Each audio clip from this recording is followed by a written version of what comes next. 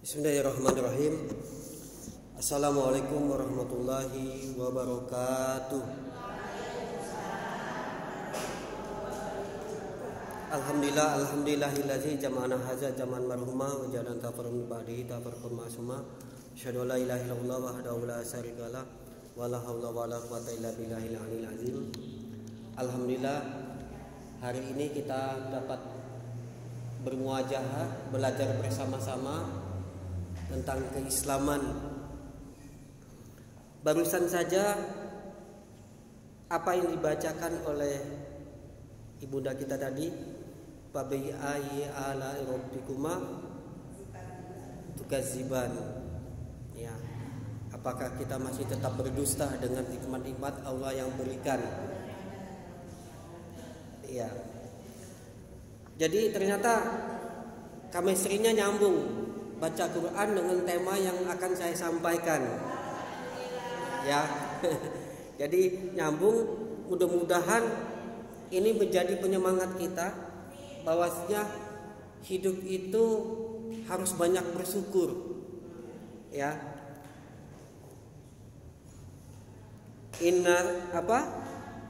Anishkurillah, bersyukurlah kau kepada Allah. Ya. Wa man yashkur fa innama yashkuru li nafsi. Itu surat Al-Luqman ayat 12. Bersyukurlah kepada Allah. Barang siapa yang bersyukur kepada Allah, sesungguhnya dia bersyukur terhadap dirinya sendiri. Ya. Kadang-kalanya kita, bukan ibu saja. Kadang-kala saya juga. Ya. Kalau ada kekecewaan, ada kesedihan, lupa dengan nikmat-nikmat yang diberikan Allah sebelumnya. Ya. Maka dari itu kita ini saling mengingatkan, ya, watawasau bil haqqi watawasau bis sabr. Ya. Kalau sebagai orang muslim wajarlah kita harus selalu mengingatkan. Saya selalu kalau membalas WA, WhatsApp, ya, ada yang mengatakan, Pak Ihsan, mohon doanya. Yang saya jawab apa?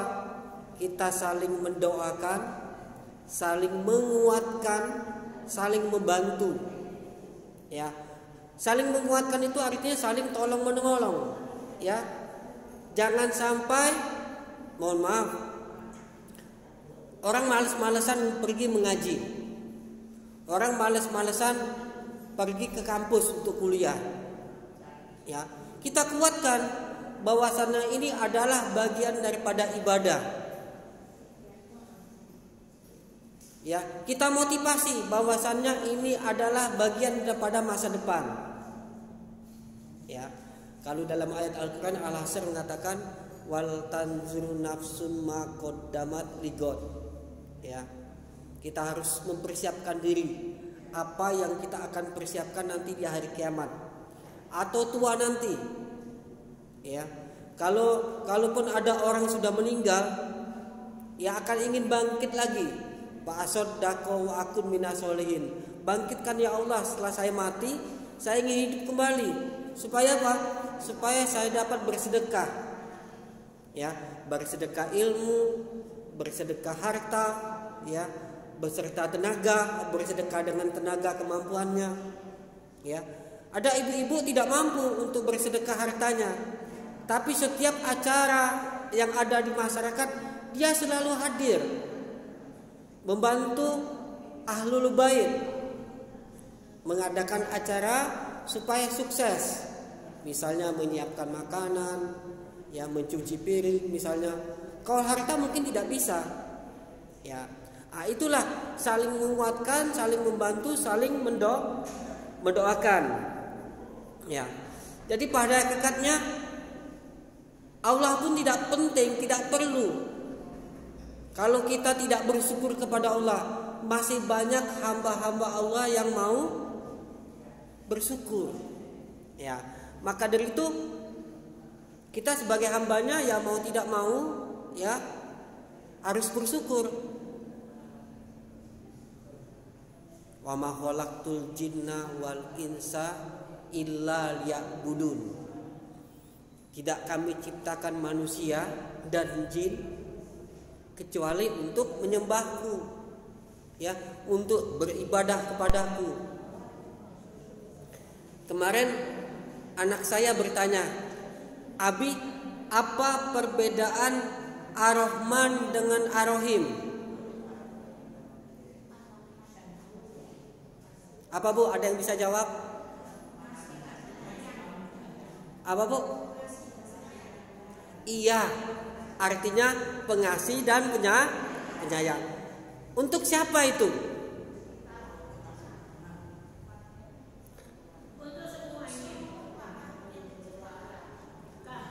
Kira-kira Allah itu sayang nggak sih dengan orang musyrik, orang kafir? Sayang nggak? Sayang. Kadang-kadang kita kecewa, kita sedih. Kok bisa ya orang Cina itu jualannya, ya, ada di Ganesha itu Bu, orang fotokopi itu ramai banget, ya. Berarti Allah Maha Pengasih. Jadi kalau Ar-Rahman Ar-Rahim, Ar-Rahman itu untuk semua makhluk Allah, orang muslim, non muslim, musyrik, kafir. Tapi kalau udah Ar-Rahim, khusus untuk orang Islam. Ya, kita berharap sekali Allah Rahim dengan kita. Tapi jangan berbalik ya, Ar-Rajim. Ya, ada orang buat surat, ya, santri lupa kepada yang ila hadrati Ar-Rajim katanya. Masalah itu terlaknat, padahal hanya beda titik Ar-Rahim Ar-Rajim, ya. Oke, ibu-ibu yang dimuliakan oleh Allah, maka kita harus banyak bersyukur. Alhamdulillah ya Allah, saya masih panjang umur. Ya Allah, saya masih kesempatan isi pengajian. Ya Allah, masih kesempatan ikut pengajian. Ya Allah, sebentar lagi Ramadan. Mudah-mudahan sampai ya Allah. Ya, kami tadi di kampus, di rapat di kampus sudah membahas bagaimana menyambut bulan Ramadan. Ya, karena bulan Ramadan itu banyak amalan-amalan yang berlipat ganda. Ya, mengapa tidak kita sudah mempersiapkan diri? Oh, Ramadan nanti harus makan enak, boleh. Ya, karena pagi siangnya nggak makan gitu. Iya, boleh-boleh saja. Tapi kadang-kadang kalau sudah buka, makanan yang kita persiapkan itu tidak sempat kita makan. Sudah kenyang duluan. Ini seperti kayak sekarang ini. Ya, tadi saya beli kopi Radik.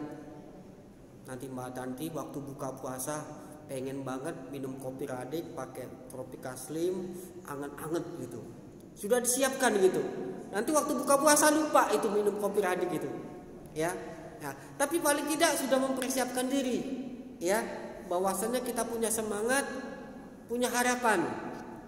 Ya, maka dari itu kita harus punya rencana, Bu.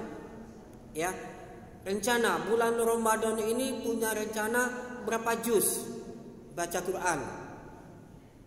Saya di kampus itu punya 2 kelompok, Bu, baca Quran itu. Ya, pertama kelompok mingguan, setiap minggu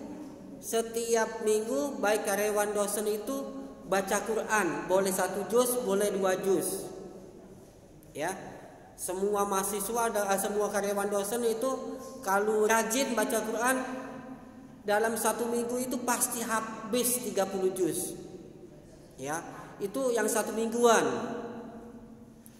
Ada juga kelompok yang 1 Jumatan, setiap Jumat, malam Jumat sampai Jumat malam Sabtu itu setiap karyawan dosen itu baca Quran.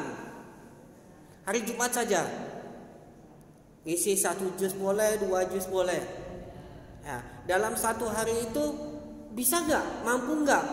Setiap karyawan dosen itu, kalau jumlah karyawan dosen itu ada 200, 50 atau 30 saja yang mau baca Quran, berkah, Bu. Berkah hidupnya, berkah kampusnya, berkah keluarganya. Ya. Karena dengan baca Al-Quran itu pahalanya berlipat ganda. Kembalinya kepada diri kita sendiri. Ya. Jadi dicoba punya target Ramadan ini apa kegiatannya. Oh, target setiap habis sholat saya baca Quran 3 halaman. Sebelum baca Quran, sebelum zuhur, sebelum sholat wajib 3 halaman. Insya Allah kalau kita memang kuat, ya 1 bulan nggak mungkin nggak hafal, nggak khatam 30 juz. Tapi kalau tidak mampu jangan dipaksakan, ya. Kalau tidak mampu tidak dipaksakan, ya gitu. Oke, bagaimana sih cara kita mengungkapkan rasa syukur itu? Ya, mengungkapkan rasa syukur itu dengan ucapan lisan. Apa tadi? Alhamdulillah, segala puji bagi Allah Tuhan semesta alam. Bersyukur, ya, bersyukur dengan ucapan lisan. Alhamdulillah, hari ini tadi hujan-hujan ya Allah, kata saya ngisi pengajian ini, jangan-jangan Ramadan nggak ada ngisi pengajian, ya, bisa nggak ngisi ujian? Alhamdulillah tidak hujan. Tadi udah hampir hujan tadi. Jadi harus kita ucapkan dengan lisan dulu, ya. Sehingga dengan lisan itu kita harus menjaga diri kita, berzikir, ya. Subhanallah, alhamdulillah, Allahu akbar, wala haula wala quwata illa billah, terserahlah. Banyak bersyukur. Kemudian Allah selalu mengingatkan dalam surat Al-Imran 133. Ya. Jadi dengan mengucapkan syukur alhamdulillah, kita mohon ampunan kepada Allah. Wasari'u ila maghfiratin min rabbikum. Ya, bersegeralah untuk minta ampun kepada Allah. Ya Allah, mohon maaf ya, umur saya sudah 40 lebih. Kalau Nabi aja umurnya berapa, Bu? Meninggal? Nabi Muhammad meninggal umur berapa, Bu? 63 tahun ya. Berarti 23 tahun lagi, berarti sudah setengah perjalanan saya. Ya, sampai nggak seperti Nabi. Ibu kandung saya itu sudah umurnya hampir 70 lebih, 73-an. Tapi sudah tidak bisa berdiri lagi pakai kursi roda. Tapi selalu dibimbing oleh anak-anaknya untuk banyak berzikir, baca lisan, secara lisan, ya, sholat dibimbing gitu, ya. Kalau kita masih sehat, mengapa tidak? Jangan menunggu kita sakit banyak beribadah. Ya. Sebulan yang lalu saya memberikan materi tentang kecerdasan sama ibu, kalau ibu masih ingat. Ada kecerdasan intelektual. Dia cerdas secara pikiran. Ya, punya target bahwasannya umur 40 tahun, umur 50 tahun punya target harus ibadahnya lebih banyak pada waktu mudanya. Ya. Jadi dia berpikir, oh, sudah umur 40 tahun, 50 tahun, saya harus lebih banyak ibadah daripada banyak bekerja. Ya, ada ibu-ibu masak pagi cukup. Siang nggak usah masak lagi. Ya, digunakan untuk ibadah. Kalau masih muda nggak apa, pagi masak, siang masak, sore masak, ya nggak, begitu. Nah, itu kecerdasan intelektual. Kemudian kecerdasan emosional. Bagaimana emosi kita dijaga. Ya, ibu-ibu ini paling cerdas, Bu, termasuk istri saya. Emosinya paling cerdas, ngomelnya paling rajin, paling pinter. Ya. Kalau sudah nggak ngomel itu kiamat mungkin, ya. Jadi seorang suami itu wajar diomelin oleh istrinya, ya, karena tidak lain hanya untuk kebaikan, ya. Nggak ada istri ngomel. Ini kalau saya ngomongin mesti bapak-bapak ini, ya. Kalau ibu sudah paham lah, ya. Ibu ngomel, mak ngomel itu hanya niatnya untuk baik, ya. seperti ini. Abi, istri saya ngomong, Abi, sempatkan sebelum jam 12 atau setelah sholat zuhur itu istirahatkan badan 10 menit aja. Supaya apa? Anggota tubuh kita fresh kembali gitu. Ya. Sempatkan, itu untuk kebaikan kita. Jangan kerja terus, waktunya sholat masih aja kerja. Ya. Karena a'tikulazi hakin haqqahu. Ya, setiap kita, setiap tubuh kita, badan kita, anggota tubuh kita punya hak untuk sesuatu. Kalau waktunya istirahat, ya istirahat. Dulu Bu, saya pertama kali nikah itu tidur jam 12, jam 1 malam. Tapi sudah anak 3 begini, jam 11 itu sudah ditegur sama istri, Abi, istirahatlah. Jam 4, setengah 4 bangun tahajud. Abi gak muda lagi, sudah tua sekarang. Harus banyak istirahat. Ya wajar aja, ya gitu. Kemudian kejelasan apa lagi? Spiritual. Ya, spiritual, bagaimana ibadah kita lebih baik daripada sebelumnya. Nah, ini yang saya tanyakan terakhir adalah kecerdasan hati. Ternyata ada satu lagi Bu. Ya, kecerdasan hati itu lebih penting dari segala-galanya. Ya, emosi kalau tidak dikendalikan dengan hati akan hancur. Ya, kembali kepada hati nurani, tapi bukan partai Hanura Bu ya. Ya, kembalikan pada hati, karena hatilah yang akan membedakan baik dan buruknya. Ibu jangan salah ngomong Bu ya. Kembalikan kepada kalbumu, jangan kalbu ya. Kembalikan kepada kolbumu. Ya, kok kalbun itu anjing, tapi kolbun itu hati. Ya, kembalikan kepada kolbu. Ya, hati kita. Ya, karena hati kita akan membuat kita ikhlas. Ya, hati kita membuat kita bersyukur. Ya, hati kita akan membuat kita senang. Saya sering kepada halayak, kepada ngisi materi baik di kampus maupun di mana-mana, sering saya ucapkan adalah only yourself make be happy. Ini kecerdasan hati. Hanya dirimu yang membuat kamu bahagia. Itu kembali pada hati kita. Ya. Oh, ini sudah tanggal 14. Ternyata uang untuk belanja tinggal sedikit. Ya. Padahal baru tanggal 14. Kembalikan kepada hati, senangkan hati. Yakinkan bahwasannya insya Allah ada rezeki yang tidak disangka-sangka. Ya. Istri saya semalam nanya, Abi, kira-kira Abi kan gajiannya bulanan. Ya. Kalau saya kan gajiannya tiap hari, nyuntik orang, ngasih obat ya. Itu tiap hari Bu dapat Bu. Ya kadang-kadang digeledekin sama anak. Abi nggak pernah dapat duit tiap hari ya. Ya wajarlah, dosen guru. Ya, Umi dong jadi Umi. Tiap hari nyuntik dapat duit katanya. Nah, kira-kira Abi dapat nggak itu? Rizkun layak kasibu. Ya, jadi rezeki itu bukan hanya didapatkan hanya semata materi.